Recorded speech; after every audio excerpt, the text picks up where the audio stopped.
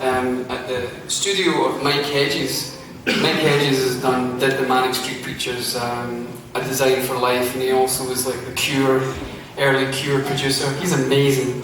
And we went out there and he said to me like, you know, Fran, everyone that comes out here writes a song. And I was like, alright, yeah, right. And I thought he'd been like my A&R man, he'd been like, just tell him that, so he'll write a song. Just make sure it's a hit. And I was not having any of it. And then one day I found myself sitting at the piano and I sort of started playing this little melody, and it was kind of cool, and I thought, oh, that's fine, and left it at that. And then that night, all the band decided they were all going to go out on the lash and go totally steaming drunk, and I stayed back because I had to sing the next day and save my throat. And then about 2 in the morning, the windows open, I could hear them way in the distance. It was when the World Cup was on, so they were all like geared up because Scotland had just been thrashed by Brazil. They're all like, "Whoa, Scotland!" Here they come.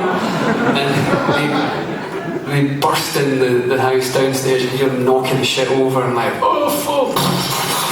And then silence as they all like immediately like went straight to sleep 5 minutes later. And then I heard this sound that was like the worst sound, the sound you should never hear if you're in a band, which is the sound of choking on vomit. It's like the #1 cause of death, you know, the rock and roll death. And then there's this. I was like, fuck, out of bed like a dart, like shit, my heart's beating like a jackhammer. I walked out into the hallway, and it was coming from everywhere. I couldn't locate the sound, so I was like, through the first door. Andy Dunlop, our guitarist, is lying in bed, fully clothed, the television on, really loud, with his glasses slightly askew, fast asleep, and still chewing his chewing gum with this. Which is the thing that he's always done. And so he was okay, so I ran across the hallway and like into the next room, and there's Neil, our drummer, who's just managed to get his like trousers and his pants down his ankles, and he's just fallen onto the bed, and he's all exposed. And I'm like, whoa, why is it a different colour than the rest of your body? Why is that? The all-year tan.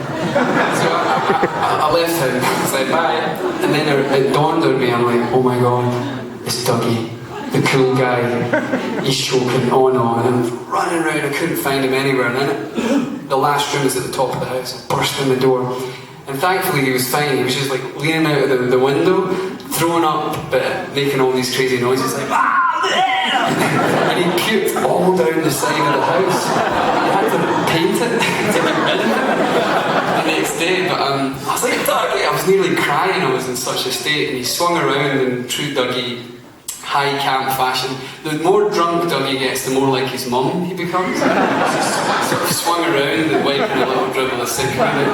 There's nothing wrong with me.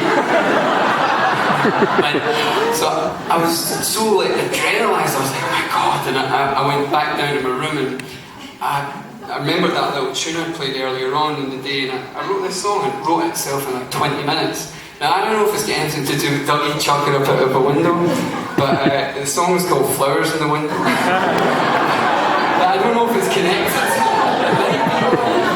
I don't think so, I hope I don't ruin that for anyone. To me, that song is about me. I know. To me, that song is about finding my wife, my partner forever, and someone who you want to have kids with. Not about Dougie chucking. Anyway, this is called Flowers in the Wind.